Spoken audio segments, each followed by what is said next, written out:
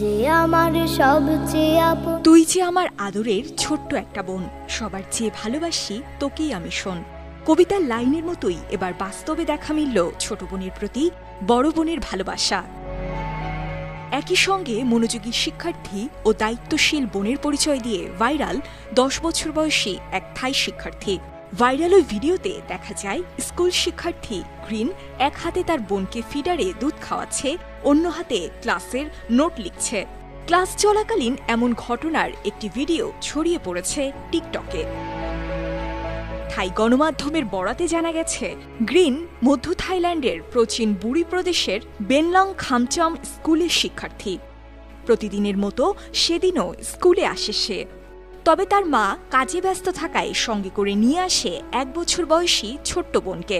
এরই মধ্যে ক্লাস শুরু হয়ে যাওয়ায় এক হাতে ক্লাসের নোট লিখছিল আর অন্য হাতে ছোট বোনকে বুকে জড়িয়ে ধরে ফিডারে দুধ খাওয়াচ্ছিল গ্রিন। বিরল এই ঘটনাটি তখনই ভিডিওতে ধারণ করেন পাঠদানরত শিক্ষিকা।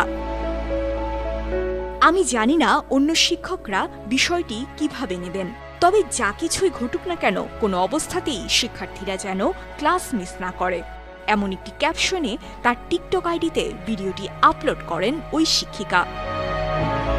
অল্প সময়ের মধ্যেই ভিডিওটি বেশ প্রশংসা কুড়ায় নেটিজেনদের। এ পর্যন্ত কয়েক মিলিয়ন ভিউ হয়েছে ভিডিওটির। News desk 52 TV.